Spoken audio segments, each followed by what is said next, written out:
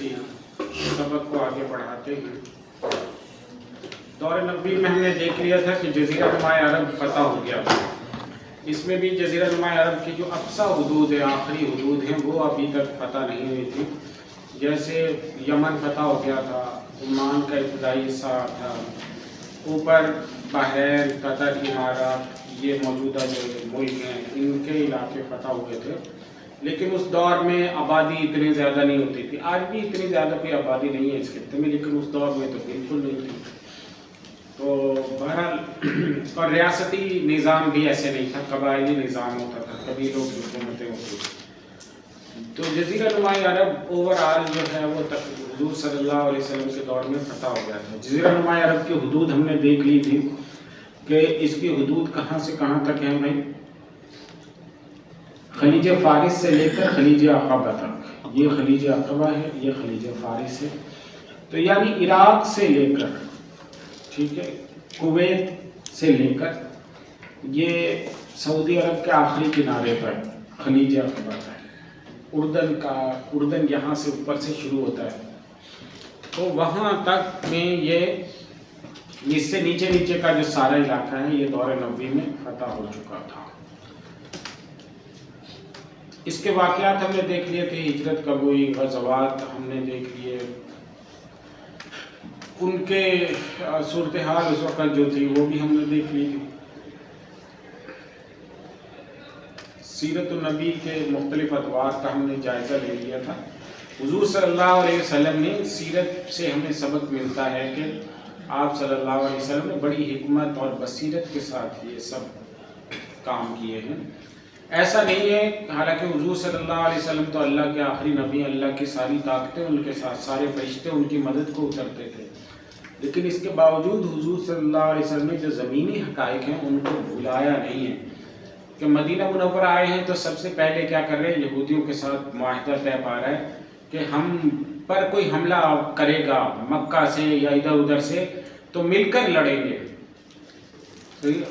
اور اگر آپس میں لڑائی ہوئی تو اس کی دیت کس طرح ہوگی؟ ایک ایک شق اس کی میثاق مدینہ میں طے شدہ ہے، ابھی موجود ہے۔ اور وسائق نبوی ڈاکٹر حمید اللہ صاحب نے نا بڑے اچھے مرتب کیے ہیں، اس میں تمام شقیں آپ کو مل جاتی ہیں، حضور صلی اللہ علیہ وسلم کے معاہدات کی شقیں آپ کو ایک ایک شق مل جاتی ہیں۔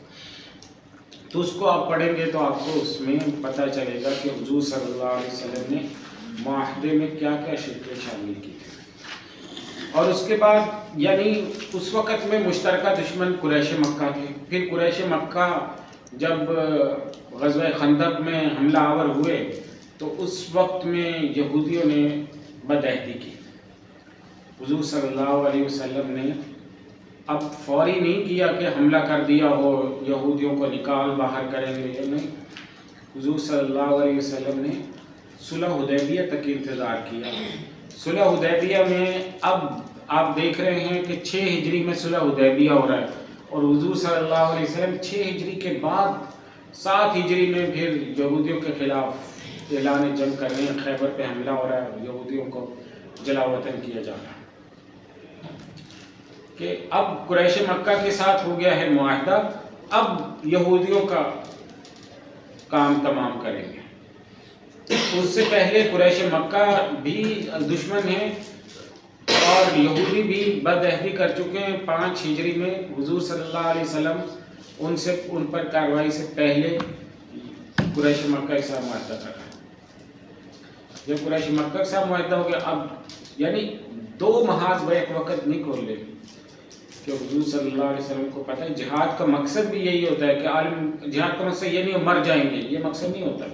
جہاد کا مقصد تو ہوتا ہے کہ اللہ کے کلمے کو بلند کرنا،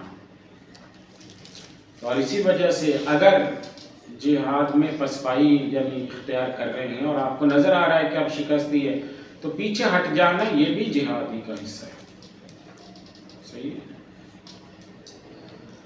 تو بہرحال یہ سب کچھ وہ ہے جو سیرت کا ہمیں سبق ملتا ہے۔ اور جب یہ سب ہو گئے پھر اس کے بعد رومیوں سے جنگ لڑ رہے ہیں کہ ادھر جب یہودیوں کا ہو گیا کام اور پھر اس کے بعد فتح مکہ ہو گئی ہے، اب چل رہے ہیں رومیوں سے جنگ لڑ رہے ہیں۔ اندرونی سطح پہ سارے علاقے، مکہ بھی فتح ہو گیا، خیبر بھی فتح ہو گیا، یہ سارے علاقے فتح ہوئے، تو پھر رومیوں سے جنگ لڑنے گئے۔